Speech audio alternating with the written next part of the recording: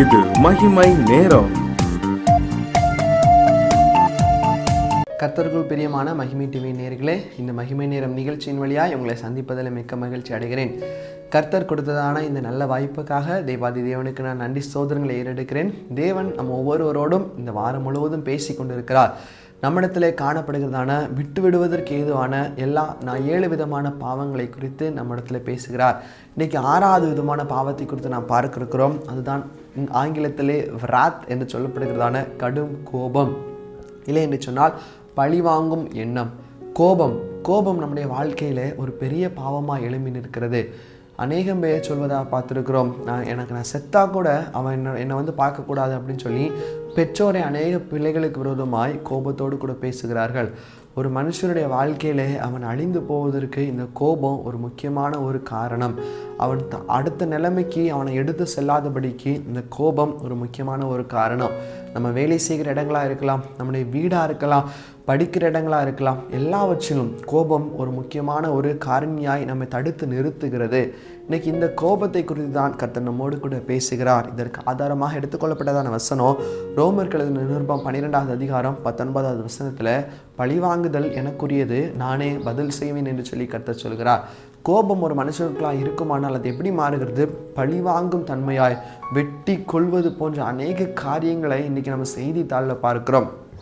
கொலை போன்ற எங்கு பார்த்தாலும் கொலை, எங்கு பார்த்தாலும் மகனை மகள் என்று சொல்லி மாறி மருமகன் மகள் என்று சொல்லி அநேகராய் கொலை செய்து கொண்டிருக்கிறார்கள்.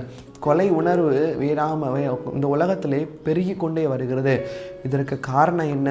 கோபம். இதை சற்று சிந்தித்து பார்ப்போமானால் ஒரு நிமிஷம் யோசிக்காமல் செயல்படுறதுனால வாழ்க்கையில் பெரிய கஷ்டத்தை அனுபவிக்கிறாங்க. ஒரு நிமிடம் யோசிக்காமல் அவள் செயல்படுகிறார்கள். ஆனால் கிறிஸ்துவை அறிந்தவர்களாக இருக்கிற நீங்களும் நானும் இன்னைக்கு நம்மளும் கூட இதே கோபத்தில் அடிமையாக இருக்கிறோம். வேதம் வாசிக்கிறோம், பைபிள் படிக்கிறோம், ப்ரேயர் பண்ணுறோம், சர்ச்சுக்கு தவறாமல் செல்கிறோம், எல்லா கூட்டத்துக்கும் செல்கிறோம், ஆவியில் நிரம்புகிறோம், அபிஷேகம் பண்ணுறோம் எல்லாம் ஓகே. ஆனால் இந்த கோபம் நம்முடைய வாழ்க்கையை விட்டு போக மாட்டுது. எரிச்சல் நம்முடைய வாழ்க்கை விட்டு போக மாட்டுது. இந்த பழிவாங்கும் தன்மை நம்முடைய வாழ்க்கை விட்டு போக மாட்டுது. தேவன் அன்புள்ளவராக இருந்தார். வேத வசனம் சொல்லுகிறது, அநேக நேரத்தில் நம்ம பைபிள் ஃபுல்லாக பார்த்தோம் அப்படின்னா இயேசு கூட அநேக நேரத்தில் கோபப்பட்டிருக்கிறாரு, கடிந்து சொல்லியிருக்கிறார். கோபப்பட வேண்டியது அவசியம். நிறைய நேரத்தில் பார்த்தோம் அப்படின்னா ஒரு டீச்சராக இருக்கிறாங்க அப்படின்னா அவங்க தன்னுடைய ஸ்டூடெண்ட்ஸ் மேலே கோபப்படணும். பெற்றோராக இருக்கிறாங்க அப்படின்னா பிள்ளைங்களிடத்துல கோபப்படணும். ஆனால் வசனம் எப்படியாக சொல்லுகிறது? எபேசியர்கள் நிருபம் 4வது அதிகாரம் 26வது வசனம் 27வது வசனம், நீங்கள் கோபம் கொண்டாலும் பாவம் செய்யாதிருங்கள், உங்கள் எரிச்சல் சூரிய அஸ்தமானத்திற்கு முன்பதாக அது தனிய கடவுது. கோபம் வளர்ந்து என்ன செய்யுதான்? அது பாவத்தில் கொண்டு விடுகிறது, பழிவாங்கும் தன்மை கொண்டு விடுகிறது. இதுதான் கர்த்தர் வேண்டாம் அப்படிங்கிறாரு. நியாயமான இடத்துல நியாயமான நேரத்தில் கோபப்படுவது மற்றவர்களை அதை திருத்துவதற்கு வழிவகுக்குமானால் அது சரி. ஆனால் அதே இடத்துல எப்போ பார்த்தாலும் கோபம், எப்போ பார்த்தாலும் எரிச்சல் அப்படின்னா நம்முடைய சாட்சியின் வாழ்க்கை கெடுத்து கொண்டு இருக்கிறது. யோசிச்சு பாருங்களேன், ஒரு அலுவலகத்தில் ஒரு ஆஃபீஸர் இருக்கிறாரு, அவர் எப்போவுமே கடுகடுன்னு இருப்பார், அவரிடத்துல அன்பே இல்லை, அவரிடத்துல பணிவே இல்லை அப்படின்னா வெளியே இருக்கிறவங்க அவரை பற்றி என்ன சொல்லுவாங்க? அவரிடத்துல போய் போகிறதுக்கு சும்மா இருக்கலாம், அவர் எப்போ பார்த்தாலும் சிடுமூஞ்சாக இருப்பார் அப்படின்னு சொல்லிட்டு அவர் நல்ல இத்தனைக்கு தன்னுடைய ஜப வாழ்க்கையில் நல்ல உயர்ந்த மனிதராக இருக்கலாம், ஆனால் வெளியே அவருடைய பெயர் இப்படியாக கெட்டு போகிறது.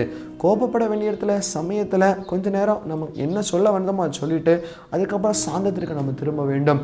இதை தான் கர்த்தர் நம்முடைய வாழ்க்கையில் எதிர்பார்க்கிறார்.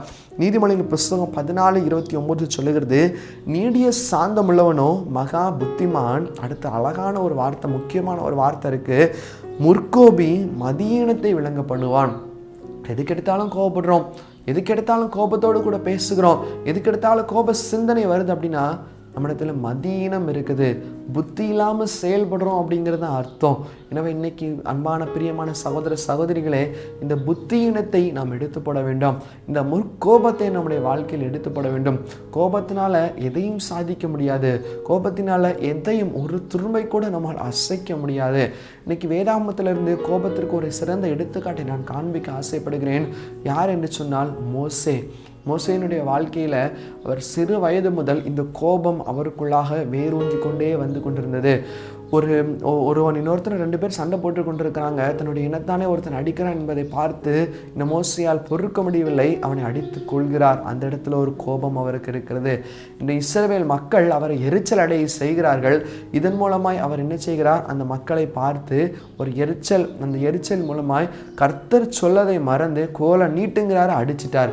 இதனால் அவருக்கு கிடைத்த விளைவு என்ன? உபாகமம் 40 நீ அந்த கானான் தேசத்தை பார்ப்பாய், ஆனால் அதற்குள்ளே போக மாட்டாய். எவ்வளோ கஷ்டமாக இருந்திருக்கு பாருங்க. இத்தனை வருஷமாக இந்த மக்களை வழிநடத்தி வந்தது மோசே எதற்காக வழிநடத்தி வந்தாரோ அதை நீ கிட்ட வரைக்கும் போய் பார்ப்பேன், நான் அதுக்குள்ளே போக மாட்டேன்னு சொல்லிட்டு ஒரு செக் மார்க்கை கத்தர் இடத்துல வச்சுறாரு. எதற்கு காரணம் என்ன? கோபம். இதற்கு காரணம் அவருக்குள்ளாக காணப்பட்டதான ஒரு சுவாபம், ஒரு ஜென்ம சுவாபம். இன்னைக்கு நாமும் கூட ஆசீர்வாதங்கள் நம்முடைய வாழ்க்கையில தடையாய் இருப்பதற்கு காரணம் நம்முடைய கோபமாய் கூட காணப்படலாம். இன்னொரு அழகான ஒரு வசனம், நமக்கு ரொம்ப தேவைப்படுகிற ஒரு வசனம், அநேக நேரத்தில் நம்ம மறந்து போகிறதான ஒரு வசனத்தை நான் உங்களுக்கு காண்பித்து கொடுக்க விரும்புகிறேன்.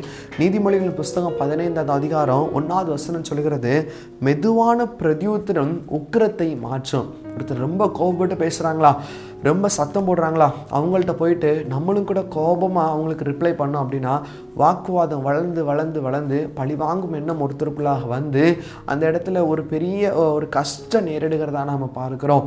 ஆனால் அதே நேரத்தில் ஒருத்தர் கோபப்பட்டு பேசுகிறாங்களா, அவங்கள்ட்ட போய் பொறுமையோடு கூட நம்ம காரியத்தை எடுத்துரைப்போமானால் அந்த கோபம் அவங்க தணிந்து அதிலிருந்து வெளியே வந்து நமக்கு ஏற்ற தயவுகளை அவர்கள் மூலமாய் கர்த்தர் நமக்கு கட்டளையிடுவார். வாக்குவாதம் வளருவதற்கு ஒருபோது நம்ம காரணமாய் மாறிவிடக்கூடாது. கிறிஸ்துவை அறிந்தவர்கள், கிறிஸ்துவை பற்றி நம்ம விரும்புகிறவர்கள், சமாதானம் பண்ணுகிறவர்களாக இருக்க வேண்டும். நீண்ட வசனம் சொல்லுகிற சமாதானம் பண்ணுகிறவர்கள் பாக்கியவான்கள், அவர்கள் தேவனுடைய புத்திரர் என்ன பண்ணுவார்கள். இன்னைக்கு இந்த கோபத்தின் நிமித்தமாய் வாக்குவாதத்தை நம்ம வளர்த்து கொண்டிருக்கிறோமா, இல்லை சமாதான காரணராய் நம்ம மாறிக்கொண்டிருக்கிறோமா? கர்த்தர் சமாதான பிரபுவாய் நம்முடைய உள்ளத்திலே வாசம் பண்ணுகிறார். உலகத்திற்கு சமாதானத்தை கொடுக்கும்படியா இந்த உலகத்திலே வந்த ஆண்டவர் இன்னைக்கு நம்முடைய வாழ்க்கையிலும் சமாதானத்தை கட்டளையிடும்படியாய் நம்ம சித்தமாக இருக்கிறார். ஆனால் நம்முடைய கோபம் அதை தடுத்து கொண்டிருக்கிறது.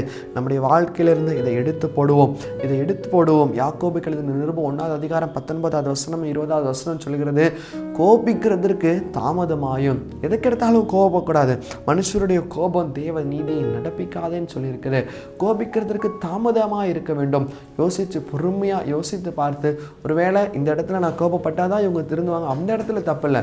இதற்கெடுத்தாலும் கோபப்பட்டு கொண்டிருந்தா நம்முடைய வாழ்க்கை சிறந்த வாழ்க்கை அல்ல. நம்முடைய வாழ்க்கையில பாவ சிந்தைக்குள்ளாக நம்ம இருக்கிறோம் என்பதை புரிந்து கொள்ள வேண்டும். எனவே பிரியமான சகோதர சகோதரிகளே, இந்த கோபத்திற்குரிய சிந்தனையை நம்முடைய வாழ்க்கையை விட்டு எடுத்து போட்டு நீடிய சாந்தம் உள்ளவர்களாய் கூட நாம் காணப்படுவோம். அப்படியே கண்களை மூடி தலைகளை தாழ்த்தி தேவனுடைய சமூகத்தில் நாம் ஜெபிப்போம். எங்கள் மேல் பிரியமாக இருக்கிற எங்கள் இறுக்கம் நிறைந்த பரலோக பிதாவே, அப்பா இந்த நேரத்தில் நீர் எங்களோடு பேசுகிற இந்த வார்த்தைக்காக உமக்கு நன்றி ஆண்டவரே. அப்பா இந்த கோபத்தினுடைய சிந்தையை, இந்த கோபத்திற்குரிய பாவத்தை எங்களுடைய வாழ்க்கையை விட்டு நீர் எடுத்து போட்டு ஆண்டவரே உங்களுடைய சமூகத்தில் ஆண்டவரே இந்த லெந்து காலங்களில் எங்களை நாங்களே அர்ப்பணிக்கிறோம். ஆண்டவரே எங்கள் வாழ்க்கை நீர் மாற்றும்படியாக ஜெபிக்கிறோம். கோபம் எங்கள் வாழ்க்கையில் இருக்காதபடிக்கு, மோசே கோபத்தினால் ஆசீர்வாதத்தை இழந்து போல நாங்களும் இழந்து போகாதபடிக்கு எங்களை நீர் பக்குவப்படுத்தும்படியாக ஜெபிக்கிறோம். சுவாமி உமக்கே துதிக்கான மகிமை எடுக்கிறோம். மீட்பராமேஸ்வரன் மூலம் ஜெபிக்கிறோம் எங்கள் நல்ல பிதாவே. ஆமேன், ஆமேன்.